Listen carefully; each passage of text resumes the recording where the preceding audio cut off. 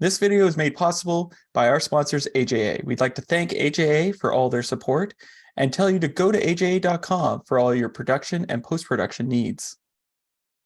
Hi, I'm Gordon Burkell from Filmmaker U. At Filmmaker U, we create courses for film professionals to deepen and diversify your existing skill set. You can learn more at filmmakeru.com or, of course, follow us on Twitter at filmmaker_u. Every week, we interview film professionals to discuss their work, and this week I'm joined by writer-director Berkley Brady, who recently directed the horror film Dark Nature. Welcome to the show. Hello, thank you so much for having me. What was it that inspired you to make this story? It was actually brought to me by my producer, Michael Peterson, and co-writer that I work with on other projects, David Bond. And he had written a script called Dark Woods about this therapy group, women's therapy group that goes into the woods. And they thought that Mike would direct it and that they should get a female writer on just to sort of like see if it was ringing true for the women. And so I just started rewriting it. And I worked on it for free, rewriting for a year. And at the end of it, Mike was like, I think just afraid to touch it because it was pretty, it was very much just my perspective on the film. And so I basically completely rewrote it and he said, you should direct it. I've been a camera person for 30 years and I fell in love with cinema. I heard there was free film school in France and I wanted to get into the French film school. I really didn't know anything at the time, but I knew at least how to take pictures. So I said, I'll try for the image department. And then when I miraculously got into the French film school, I fell in love with working with the camera. You're following what's going to be in the movie. So that immediacy that the camera allows is what I loved from the beginning. I'm Kirsten Johnson, and this is my course about documentary cinematography.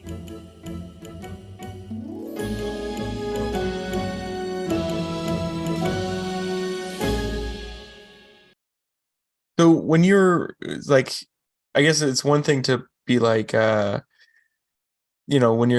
you're taking these characters and altering them or reworking them. So what was some of the stuff that you added to these characters in your process?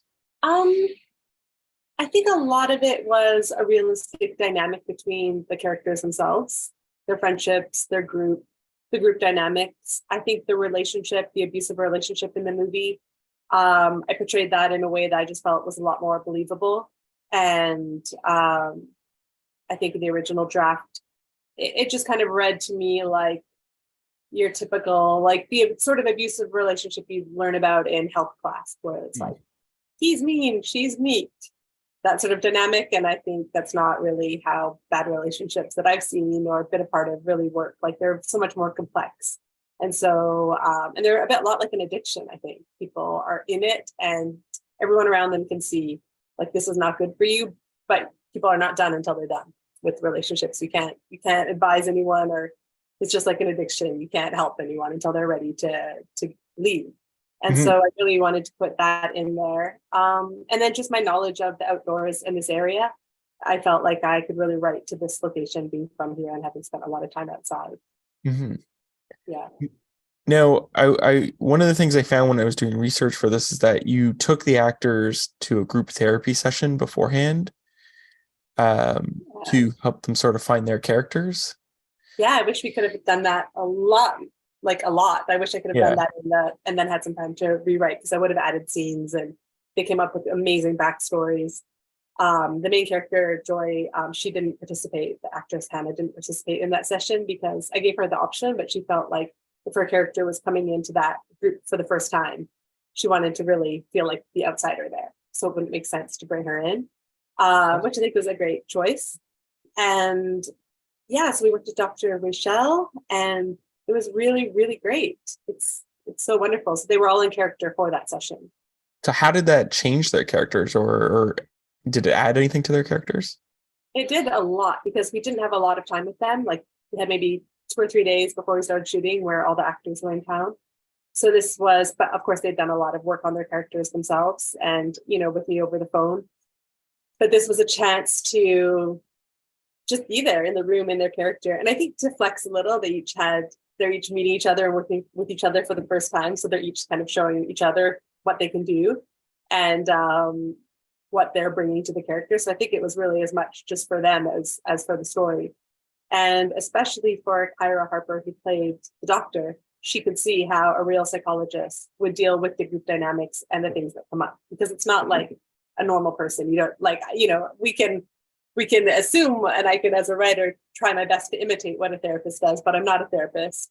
I'm not trained to do that. Whereas a real therapist, she really handled things in a way that was very eye-opening. So I was able to use that with Kyra later and say, well, what do you think Dr. Rochelle would say? Or remember when this happened in the group session, what did Dr. Rochelle say? And how would she handle that? And it was a lot about just observing, not taking anything personally, being kind, but she's not necessarily maternal. Where I think Kyra naturally just wanted to be like, oh, like she's a mom and she's the older of the cast, so she kind of would go to maybe a more maternal place in the performance. And then when she could remember Dr. Rochelle, it's like, it's not maternal. And also with, of course, that character, we're trying to catfish a little or red herring a little and wonder if she's really evil in the beginning. So Kyra had fun playing with that as well. Now, what I was wondering too, was like, how did from a story perspective, how did the film change from the script phase to during production to the editing phase? Like, what were the changes that sort of occurred over that process? I think there was more backstory for each of them. We had just some technical difficulties and stuff we didn't get. Some things that felt didn't work in the pacing later when we were in the edit that I wanted to put in that were more character-based. We had a therapy session that was really beautiful that we shot, that we took out because there was just a lot of pressure from the outside sort of people to get the monster in faster. Mm-hmm. And so having another therapy session, I regret taking it out. I wish it was still in there, but I also see how we could have picked up the pace with it. So those kind of things. I mean, it's been a process now of 3 years, so it's hard to remember some of those details of what has changed. But I can definitely say it's always changing, and we were always reacting to. I think we're just always trying to make it the best story we can, while also working within the parameters of making a film, like time, budget, distributors, producers.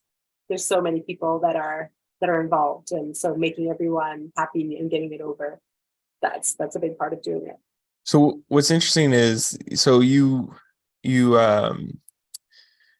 said that like you removed that scene because people wanted to get to the scary stuff or the horror faster.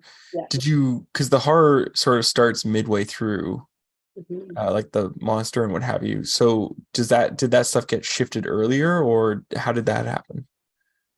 Or is that in the script? It's just more like a minute count. Like if we take out a scene, monster's in at this minute mark versus that minute mark. And there's just so much pressure to get him in there immediately, because we were told like horror fans just want to see the creature as soon as possible. Whereas for me, I felt like by putting the abuse scene in the top, that's sort of like the horror. Let's start with this sort of horror and its fear, and how does this trickle in and build? So but now that I have seen it so many times and seen it so many times to audiences, I think I could quicken it and still keep that. I could both satisfy what they were saying, and get that therapy scene in. Oh, interesting. Well, what's interesting is you mentioned the violence at the start, like the domestic violence. So how did you tackle that? Because it is such a delicate subject to direct and show. And so how did you approach that scene and sort of build it so that you could respect the fact that it's happened and it happens in the real world, but also respecting your actors who have to go through it, respecting the truth in the story, what have you, like that? Mm-hmm. I think both of the actors are very, very good at what they do. And so I talked to them about the scene and they're like, no, I get it. Like, yeah, I can do this. So for them, they actually didn't need a ton. It was more just really the blocking, and for Hannah, the safety. So the safety, getting choked is is, well, that's spoiler alert, someone gets choked in the scene as a stunt. So we had a stunt coordinator who really went piece by piece. Okay, he's going to put his hand here. Daniel, put your hand here. How does that feel, Hannah? It's like, that feels fine. Okay, great. So it's really just breaking apart moment by moment and checking in with each of them to make sure that it's working. And having the stunt coordinator really observing it, because I think Hannah had spoken about having an experience in another performance. And I think it might have even just been like actors training or something, where they were doing a choking scene and the guy just got really into it and was like, actually hurt her. And so she's like, I don't want that to happen again. I'm not into that. So we did not have any concern with that with Daniel. He's amazing. He plays the mean boyfriend. But just for her to know that both the stunt coordinator and I were there, and I let Daniel know that she's had a bad experience. Make sure you're really checking in triple as you normally would. And so he was like, totally. He's great. And then I think actually it was harder for some of the people on the crew to shoot that scene, because it was triggering to them and intense for them. So yeah, I guess on a bigger shoot, I'd love to have Dr. Rochelle there for the crew, but she's hundreds of dollars an hour. So it's just not realistic on an indie budget. Yeah, for sure. Now, part of you got funding from Telefilm, and I believe, I don't know if it was in the Telefilm process or from another funding body, but there was like an Aboriginal group involved in funding. And they gave you notes back on your script, if I'm not mistaken. So what were the notes like, and how did that impact the script? Yeah, so that was through Telefilm. They have a Indigenous stream for Indigenous people, including Métis people. And so that's how I come into that. And so with them, they have a jury, just like regular Telefilm will have a jury, but there's other concerns that they're going to be bringing as an Indigenous jury. So like, how are Indigenous people represented? Why have you made this choice? What, just clarifying how I was working with the territory and with the creature. And I was very careful. I really didn't want to take any traditional or creature from any group and say like, this is a Wendigo or this is a Boogaroo. I really, really made that creature and made his backstory as an act of the imagination, using things that I've observed. And I think that that's important to have that freedom to do, and they agree. So I actually think it's a really good process to go to the jury and work with them. It's intimidating and it's hard, because they'll come with questions like, how do you want to handle this? And you have to have an answer. And I think in those early stages, we don't always have answers because we haven't thought of everything. So I think they pushed me to make it better and be more clear about what I was doing. So what's next on your horizon as a director? I've got a few things. I'm developing right now an adaptation of Maria Campbell's book, Halfbreed, which is really incredible. If you haven't read it, I really recommend it. It's just such a good book and an incredible story. And I'm hoping to make that a limited series with Banger Films in Toronto. And I'm also adapting a book for a feature called The Summer of Bitter and Sweet by Jen Ferguson. Also, it's a YA kind of romance, dark kind of coming of age story. And I'm doing a sci-fi movie with Daniel Arnold, who plays Derek. We're going to Banff Media Festival this year to pitch that. And I'm also working on a Western sort of ghost story that's a lot like The Others meets, what would you say, The Piano. Okay. Yeah. Interesting. Yeah. So pretty full slate. I'm looking at, for grants and everything. Are you in Canada? Yeah, I'm in Toronto. Okay. So, for grants, you kind of piece out what part of your project you're applying for. And I started piecing out just some of these. It's like, oh my God, 2026, like this will end in 2026, 2027. It's just like, these things take so long. Yeah. Well, what's ironic is I think it's actually sped up since when I started. In the 90s, I remember talking to Triptych Films, which I don't think they're around anymore. And they said on average, it takes them about 10 years to make a film. Wow. And so they would have multiple films going so that when one clicked, they could continue working on those ones, but focus on the one that was going through. Yeah. So it's madness. What would you say, like my last question for you is, what would you say is your favorite guilty pleasure film or TV show to watch? I'm really liking, I stay away from the Kardashians show because I think I'd get too into it. Like, I think I would start watching it ironically. And when I have a little, then I just get so pulled in. And then it's on the tabloids and on my newsfeed. And I'm like, it takes over my life. Like I cannot. That's why I can't watch those kind of shows, because I get like too into them. I think, I honestly don't believe, is there such a thing as a guilty pleasure? If it's pleasure, it's good. So I'm really enjoying that show, Platonic, right now. Oh yeah. It just came out. I love Somebody Somewhere on HBO. Of course, Succession. Yeah. But those aren't like guilt. I feel like those are like good pleasures. Yeah. But I also have a baby, so I don't get that much time with the TV. Okay. Yeah. Well, How thank about you. you? I'm just Oh, for curious. me, I mean, right now, have you seen Jury Duty? No. It's the concept is,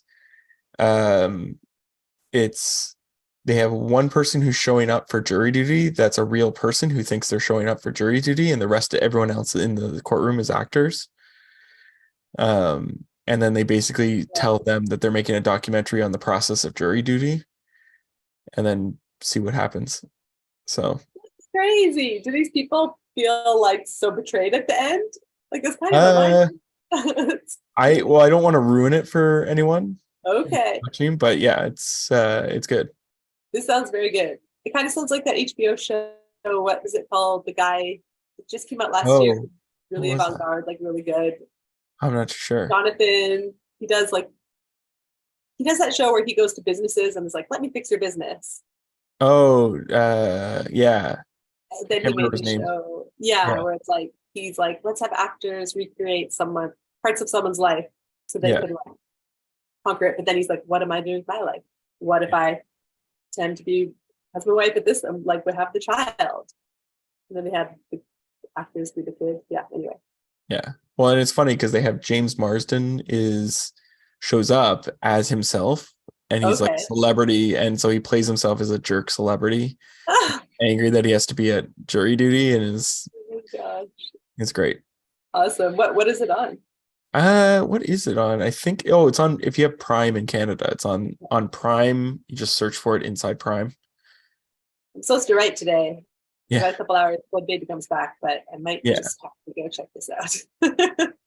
Well, thank you so much for letting me interview you today. Thank you for having me. Yeah, it was really nice talking to you. And that's it for this week, everyone. Make sure to check us out at filmmakeru.com, or of course follow us on Twitter at filmmaker_u. I'm Gordon Burkell. Thanks for watching. This video is made possible by our sponsors, AJA. We'd like to thank AJA for all their support and tell you to go to aja.com for all your production and post-production needs.